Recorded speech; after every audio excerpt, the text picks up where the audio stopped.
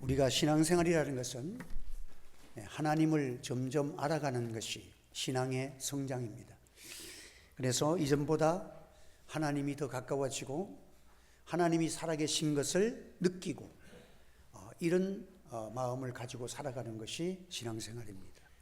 신앙이 떨어졌다, 신앙에서 이탈되었다, 이런 말은 하나님 살아계신 것을 자기가 마음으로는 안다고 믿는다고 말을 합니다. 그러나 실제적으로 우리의 마음이 하나님과 가깝지 않고 멀어지는 그런 것들이 신앙에서 이렇게 떨어지고 신앙생활에서 하나님과 멀어지는 그런 관계가 이루어지는 것을 알 수가 있습니다. 그래서 우리가 하나님을 어떤 분인가 하는 것을 점점 알아가는 믿음의 큰 은혜가 있기를 주의 이름으로 축원합니다. 그 성경에서 천하장사로 알려지는 삼손이가 등장을 합니다. 그때 삼손의 아버지 만노아가 천사가 하나님의 사자가 와서 여호와의 이름을 묻습니다. 하나님의 이름이 무엇인가를, 그 신의 이름이 무엇인가, 당신이 누구냐? 이건 여호와의 사자니까 하나님을 대신했어서 어찌하여 내 이름을 묻느냐? 내 이름은 기묘자라 그랬어요. 한번 더 기묘자다. 기묘하고 놀랍다는 뜻이에요. 하나님은 어떤 분이시냐? 아주 심오하시고 놀라운 섭리를 하시는 분이시다, 그런 말씀입니다. 그래서 이 기독교는 하나님을 알아가기 때문에 계시의 종교라는 거예요. 우리는 하나님을 알 수가 없어요. 그래서 하나님이 말씀을 통해서 하나님을 알려주시고 하나님이 어떤 분이신 것을 나타내 보이신다. 리베얼. 그 영어로 쓴 영어라면 새롭게 하나님이 우리에게 나타내 보이신다는 거예요. 그래서 우리가 깊숙하게 있는 영적인 것, 영원한 세계의 것을 유한한 한계를 가진 인간이 알 수가 없는 세계를 우리가 연구한다고 알려지는 게 아니에요. 박사학위를 땄다고 하나님의 세계를 알 수가 있는 게 아니에요. 그렇기 때문에 하나님께서 우리를 알려주시기 때문에 기독교는 계시의 종교라고 그러는 거예요. 그래서 어떤 사람들이 계시라는 것을 아주 유치하게 생각하는 사람들이 많아. 특별히 이단들. 요한계시록 속에 나온 것을 환상이나 어떠한 꿈, 이상한 신비한 꿈을 꾸는 것을 계시로 착각하고 살아가는 사람들이 많아. 아주 저급한 종교라고, 아주 그 참 유치한 미신적이고 저급한 그런 종교로 dun락시키는 그런 해석을 하는 사람들도 많이 있습니다. 그래서 이 계시라는 말은 그런 환상이나 꿈 그 정도가 아니라 하나님의 많은 영원한 세계의 것을, 그것이 커버로 덮여 있는데 그걸 리비얼이라는 말은 껍데기를 빼가지고 보여주신다는 거야. 그렇기 때문에 하나님의 신비한 세계를 우리는 알 수 없지만 하나님이 직접 스스로 우리에게 보여주신 거예요. 그래서 구약시대의 가장 큰 사건은 뭐냐면 시내산 사건이에요. 하나님이 임재하셔서 그들에게 말씀도 주시고 그 사건이 하나님이 직접 개입해서 보여주신 사건이 구약에서 계시의 종교로서는 시내산 사건이 제일 큰 거예요. 그러면 신약시대에서는 이제 그 무한하신 하나님이 사람의 몸을 입고 이 땅에 오신 거, 이것보다 더 큰 계시는 없습니다. 할렐루야. 무슨 은혜 받는다, 계시 받았다, 꿈 받았다, 이단에 빠진 사람들은요 가장 큰 계시를 모르는 사람이 그런데 빠지는 거예요. 이 땅에 오신 예수님 자체가 나를 본 자는 아버지를 보았다. 하나님을 보여준 가장 큰 사건은 예수님의 십자가와 부활이고 이 땅에 오신 예수님 자체가 놀라운 계시라는 사실을 믿으시기를 바랍니다. 이보다 더 큰 계시가 어디 있어요. 그래서 타락한 인간의 육신의 눈으로도 그 예수님을 보여주었던 사건이 바로 인카네이션, 사람의 몸을 입고 오신 예수님의 오신의 사건이. 그래서 예수 그리스도는 계시 중에 계시고 최고의 계시가 우리 예수님이라는 사실을 기억하시기 바랍니다. 그래서 우리 성도들은 지금 예수님을 믿고 살잖아요. 이 땅에 오신 최고의 계시를 이미 제자들을 통해서, 그래서 이 개혁신학, 우리 장로교 신학, 참 이 복음주의 신학은 뭐냐 하면 사도신경을 왜 우리가 중요시 여깁니까? 사도들은 예수님을 따라다녔던 사람이에요. 예수님과 함께 살았고 동고동락했던 사람인데 그들이 예수님을 보고 들은 대로 그대로 예수님이 그리스도라는 사실을 기록을 해가지고 단번에 보여주죠. 거짓을 쓴 것이 아니라 보고 들은 그대로 전수해 준 계시가 오늘 우리들이 고백하는 사도적 신앙이라는 사실을 기억하시기 바랍니다. 그래서 우리는 새벽마다 사도신경을 왜 외웁니까?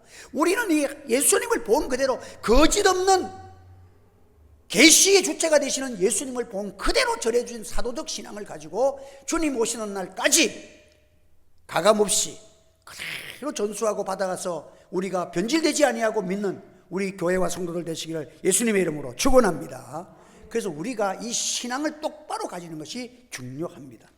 그래서 우리가 신앙생활이라는 것은 다소 힘을 낼 때가 있고 때로는 시험에 들 때가 있고 약해질 때가 있고 강해질 때가 있고 그렇지만은 우리가 늘 하나님 앞에서 참 하나님의 은혜를 구하고 긍휼을 구하는 그런 좋은 마음, 믿음의 끝만큼은 딱 붙들고 살아가야 돼.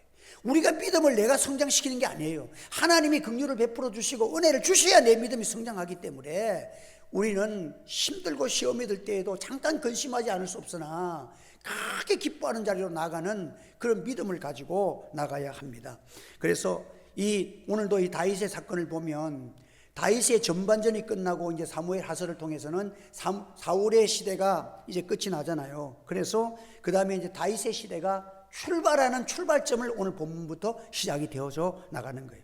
그래서 이 다윗도 참 실패를 해서 실수를 해가지고 급하니까 하나님께 묻지도 아니하고 오랫동안 한동안은 애굽에서 편안하게 살고 시험들 가지고 거기에서 이런 실수도 있었어. 그래서 어려움도 당하고 가족들이 다 잡혀가고 환난을 통해 가지고 이제 또 정신 차리고 이런 사건이 나오잖아요. 그러니까 우리가 인생을 살아가면 어떤 사람들은 처음에는 잘 믿는 것 같은데 나중에 보면 예수 안 믿는 사람도 있고 별 사람도 다 많아. 잘 믿다가도 타락된 사람도 있고 목사도 보니까 어떤 사람은 교회를 안 다니더라. 신학생인데 같은 애하고 신학 졸업했는데 전에 우리 사모하고도 저기 자유시장에서 만났는데 이거 안 다닌다는 거야. 왜? 예수 믿을 힘도 없대. 자유주의 신학에 빠져가지고 예수님을 석가모니하고 동일한 그런 성자 중에 한 사람으로 그런 신학을 배워놓으니까 지금 와가지고 자기가 알긴 알더라고. 내가 그때 신학교 가가지고 신학을 잘못 배워가지고 내가 지금 목사뿐만 아니라 교인도 안 된다고 자기가 실질적으로 그렇게 고백을 해. 그런데 지금 자기가 자기 힘으로는 일어설 수가 없다. 여러분들 시험에 빠지고 주님을 잘못 알고 나면요 그 회복하기가 쉽지는 않습니다. 우리가 주님 주신 끈을 놓치지 아니하고 잘 믿고 잘 믿는 자로 나아가기를 바랍니다. 그래가지고 그래 보니까 뭐하냐 하니까 케이블인가 뭔가 그런데 이제 직장 다니고 하는데 그러면서 이제 그때는 자기가 추종했던 아주 독일에서 박사학위를 따온 신학교 신학 박사학위를 따온 신약 박사를 딴 그 교수님을 존경한다 그러고 맹추정하고 거기에 수제자처럼 노릇하더니 그 교수 쫓아내야 된다고. 그 교수 때문에 신앙 다 무너졌다고. 지금은 가장 미운 사람이 알지는 않은데 자기 신앙을 그렇게 회복을 못하는 것을 보고 얼마나 안타까운지를 몰라요. 여러분들 오늘 우리는 하나님 앞에서 잘 믿다가 뒤로 물러가지 않고 이전보다 더 잘 믿는 자리가 되기를 바랍니다. 그래 다윗도 실수가 있었잖아요. 그때 블레셋으로 갈 때 하나님 나 급합니다. 블레셋으로 갈까요 말까요? 오늘 본문에는 뭐였습니까? 하나님 나 유다 땅으로 올라갈까요 말까요? 기도했잖아요. 그러니까 하나님이 올라가라. 어디로 갈까요? 헤브론으로 가라. 하나님이 기도하고 응답받고 다윗이 후반전이 시작되는 거예요. 여러분 이게 중요한 거야. 우리는 모든 일에 기도하고 이거는 확신하다, 이거는 볼 것도 없다 그러지 마. 아무리 확신하니까 내 생각으로 확신이 같아도 하나님 앞에 기도하는 시간을 두고 하나님께 다시 한번 의논하고 이것이 습관화되고 우리가 신중한 믿음 되기를 바랍니다. 다 실패한 사람들이 뭐 때문에 합니까? 그건 믿음 맞잖아요. 이렇게 하는 게 당연한 거 아니에요? 기도도 안 하고 의뢰의 그것은 모두가 받으라도 믿음의 생활을 갖고 그것은 그렇게 하는 것이 맞다고 생각하고 기도도 안 하고 시작해가지고 다 교만해지고 다 무너지는 거예요, 여러분들. 그러니까 우리가 모든 일에 옳은 것 같아도 기도하자. 합니다. 옳은 것 같아도 기도하고 응답받자. 그게 여러분 중요해. 내 성질대로 하지 말고 내 마음대로 하지 말고, 이건 정말 누가 보더라도 믿음의 생활이라고 하지만은 그래도 내가 무슨 선택할 때는 하나님께 물어보고 하라는 거야. 이게 여러분들 겸손이고 하나님의 큰 은혜 받는 비결인 거예요. 예? 그래서 이 다윗이 그것 때문에 얼마나 후퇴를 했습니까? 블레셋에서 감. 그렇지만은 후반전에 이제 다윗이 이 승리하고 나중에 보니까 참 신앙의 또 아브라함과 다윗의 자손 예수 그리스도에게 색을 피는 축복도 받고 굉장하지 않습니까? 그러니까 뭐든지 인생도 이게 하프라인이 있어요. 하프타임. 딱 일어서고, 여러분들 그래서 잘 나가다가도 나이 들어서 마지막에 여러분들 뒤로 후들어가 가지고 후퇴하면 안 좋잖아. 그런데 나이가 들수록 다 내 몸은 세잔하나 내 육신은 세잔하나 내 영혼만큼 내 심령만큼은 날로 새롭도다. 이 은혜가 있기를 주의 이름으로 축원합니다. 이 은혜 받아야 돼. 후반전의 은혜가 더 큰 거예요. 운동회가 열렸는데 전반전에는 뒤쳐졌어.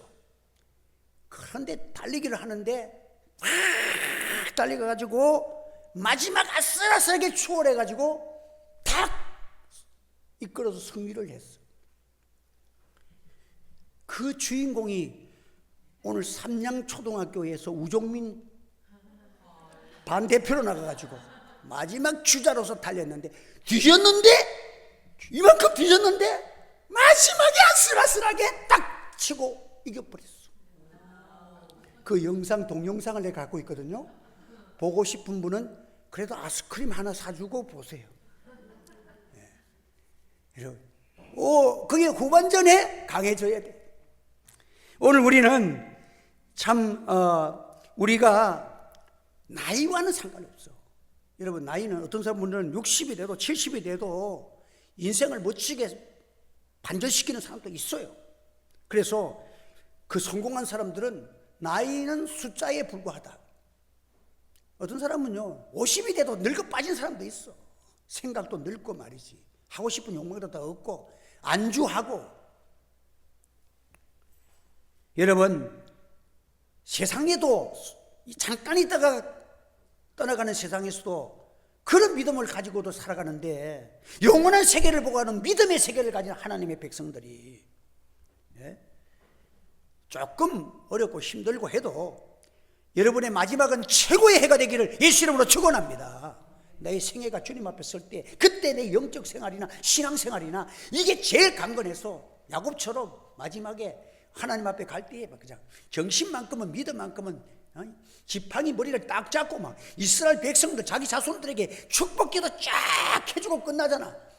그게 히브리서에서 야곱의 믿음을 다른 거 안 봤어요. 야곱의 믿음을 소개하면서 그 한 절을 했어. 지팡이 머리를 잡고 자손들에게 축복하였으며, 이게 야곱의 기도. 마지막 후반전에 야곱이가 이렇게 살았다는 거야.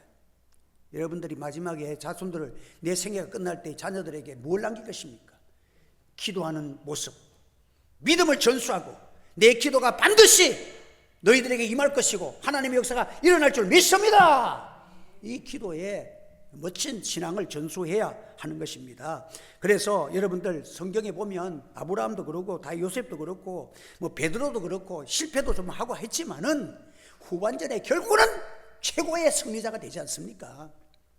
이걸 왜 성경에 주셨습니까? 믿음의 사람들에게는 기묘하신 하나님께서 참 이 소원을 가지고 살아가면 우리의 마지막은 최고의 해가 될 줄 믿습니다. 그래서 저는 늘 기도합니다.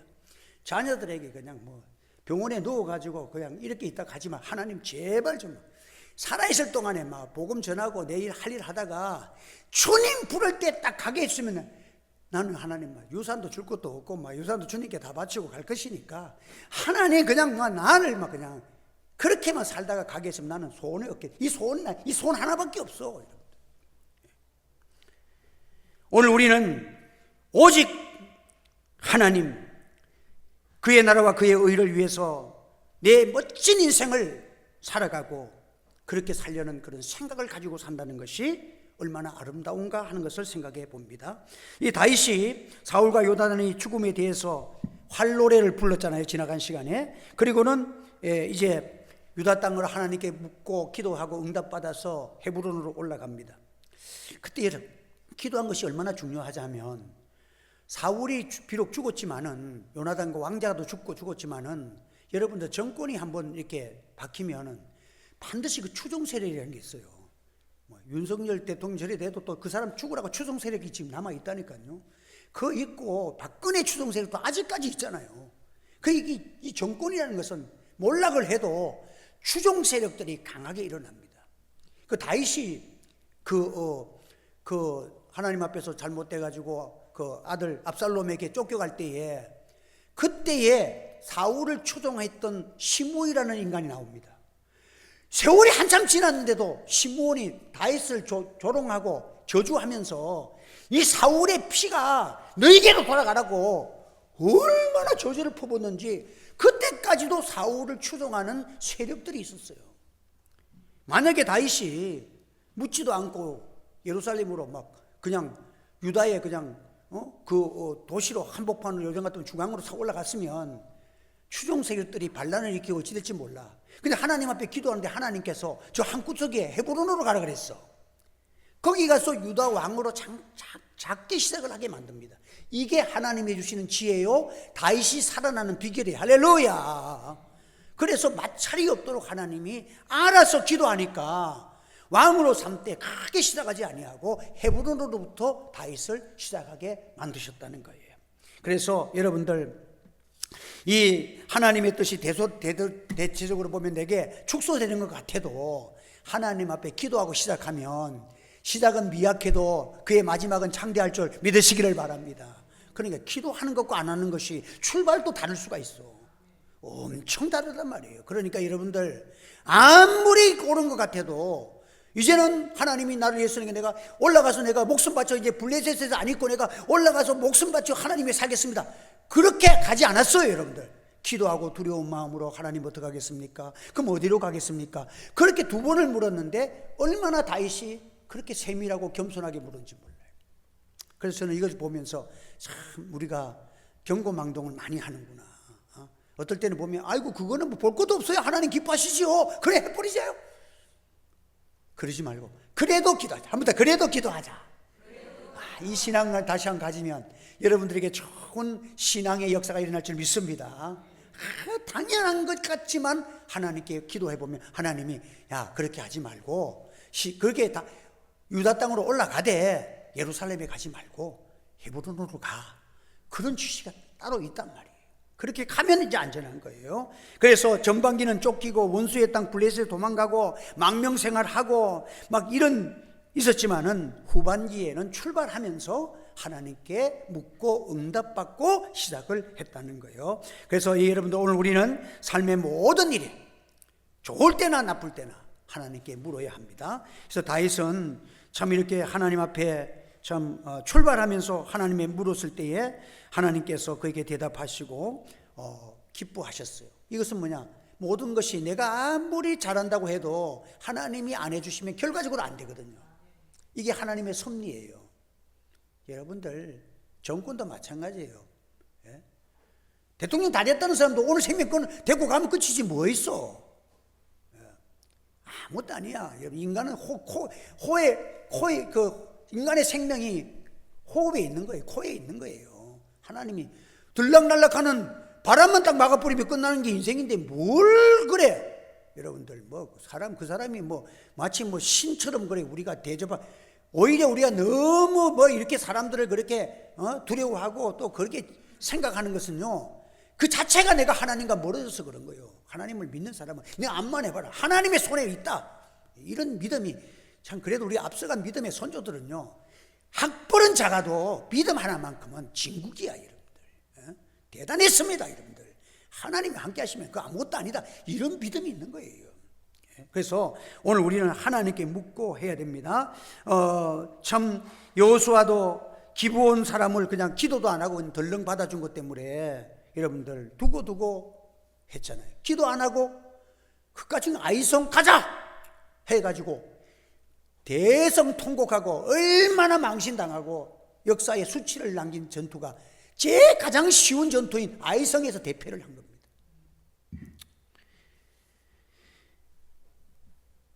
성도의 가장 기득권이 뭔지 아세요? 기득권은 빼앗기면 안 돼.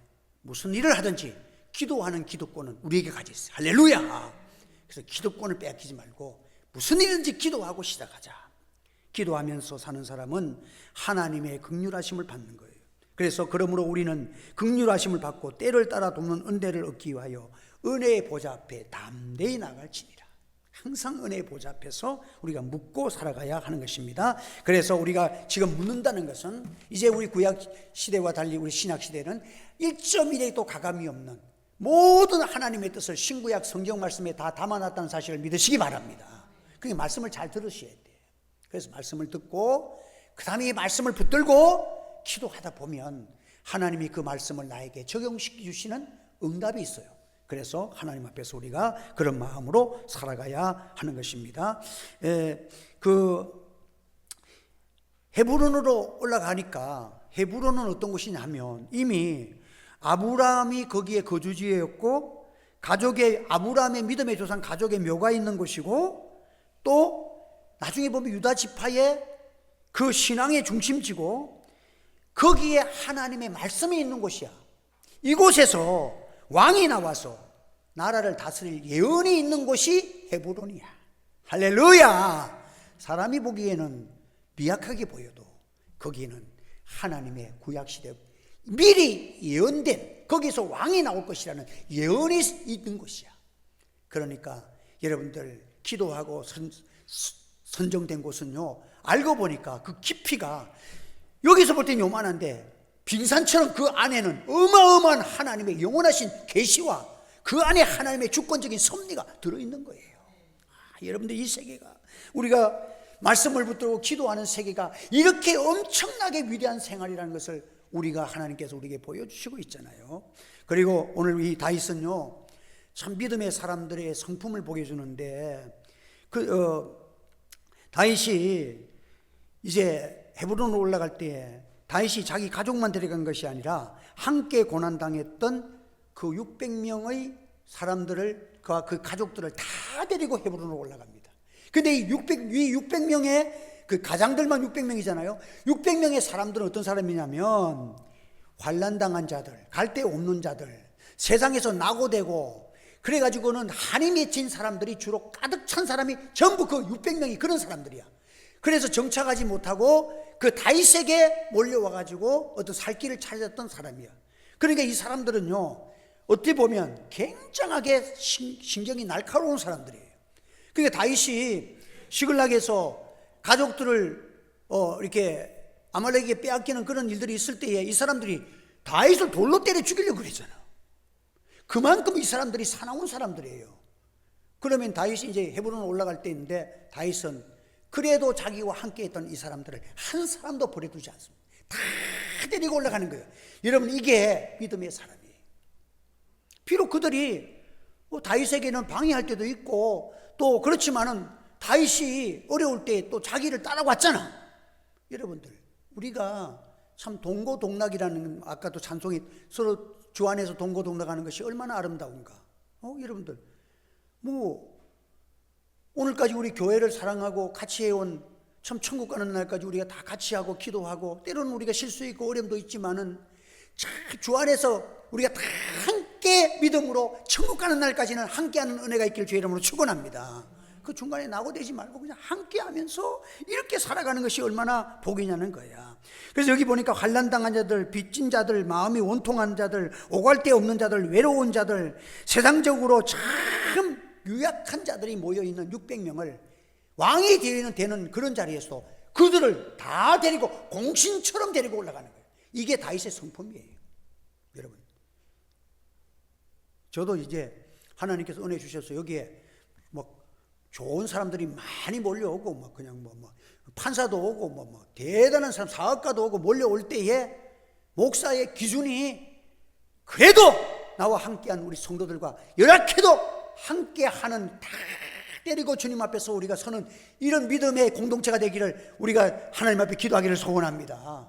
어렵고 힘들 때 함께 했는데 우리가 아무리 좋은 일이 있어도 이분들이 참 있었기 때문에 공동체가 형성됐잖아.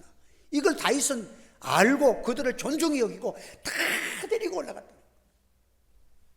여러분, 참 하나님께서 다윗이 이런 성품을 가졌기 때문에 그 사람들이 참 이렇게 다윗을 따라왔고, 또 그와 그들이 세상에서 버림받은 사람들이 다윗과 함께 공신이 되어지는 축복도 같이 누리고 얼마나 아름답고 복됩니까?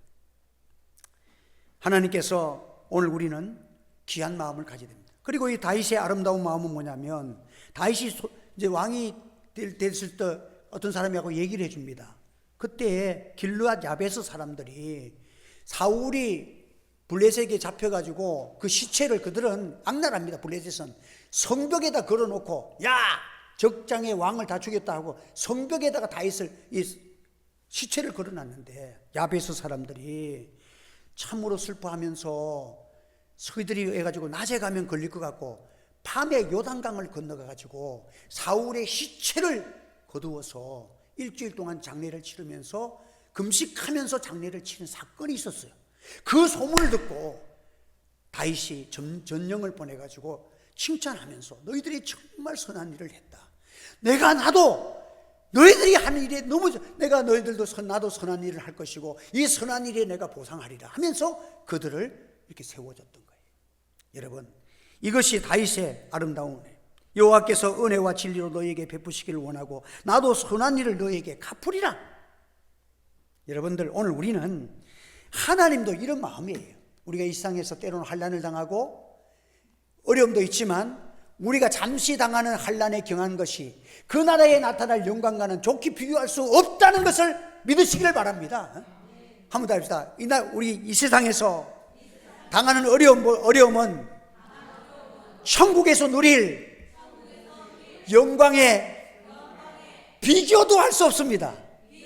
왜? 영광이 너무 크고 상급이 너무 커서 아이고 내가 요만큼 환난다고 하고 주님 위해서 요만큼 헌신했는데 하나님이 이렇게 꿈으로써 이런 일들을 내가 갚아주시는 몰랐습니다. 이게 하나님의 나라의 보상이에요. 여러분들, 이게 있기 때문에 목사가 귀한 거지. 목사가 여러분들 왜 귀합니까? 어려움도 많고 여러 가지도 있어도 그 나라가 있고 그 주님의 보상이 있기 때문에 담대할 수 있고 환난 속에도 감사할 수 있고 시험을 당해도 믿음으로 극복할 수 있는 힘이 있는 것입니다.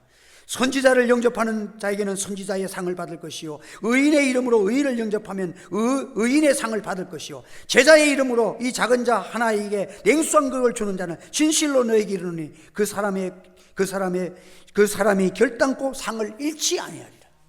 우리 하나님은 심은 대로 반드시 갚아주십니다. 큰 영광으로 갚아주십니다. 그러니까 우리 이 세상에서 많이 심는 여러분 되시기를 바랍니다. 하나님을 신뢰하고 기도하면서 말씀대로 사는 삶을 우리가 살아가야 합니다. 그래서 그 일본 속담에는 달걀과 약속은 깨어지기 쉽다, 그런 속담이 있대요. 약속은, 이 말은 뭐냐면 다른 말로 해석하면 약속을 안 지키는 사람이 너무 많다는 거야. 내가 어떤 고신의 어떤 목사님, 친구 목사님 만났더니 자기가 시찰장으로 중간 일대에 그 한 열 몇 개 교회가 있는데 열 몇 개 교회들이 하나도 지금 성황교회가 없대. 하나도 없대. 지금 두 개, 세 개가 합해가지고 이번에도 두 개가 합해서 하나 교회가 되고 두세 개 교회가 자꾸 지금 합해져야만 살 길이 열려지는 이런 지금 시기를 당했다는 거야. 그런데 그 문제가 이 지금 사회가 그렇고 뭐 교인들이 지금 코로나로 떠나갔다. 저는 그렇게 보지 않습니다. 그 상황이 아니에요. 이거 뭐냐, 목사의 책임이야. 목사가 서야 가. 내가 그래서 오늘 내가 감사패 받은 거, 뭐 목사 임직 받은 거 다 갖다 놓고 내가 여기 막 그 감사패 목사 임직 받을 때에 죽도록 충성하라 그러면 생명의 면에게 주리라 뭐 그런 말씀들이 쭉 기록된 걸 내가 이렇게 적어놨어. 적어놓고 내가 오늘 막 성경을 찾아서 읽었다니까. 읽어보니까 하나님께 소약했잖아. 목사 될 때, 여러분 권사 될 때, 장로 될 때 소약하잖아요. 내가 어떤 어려움이 있어도 주님 위해서 죽겠습니다. 내가 선한 일에 그냥 목숨 바치겠습니다. 약속 해놓고 약속 안 지키니까 문제가 된 거야, 사실은요.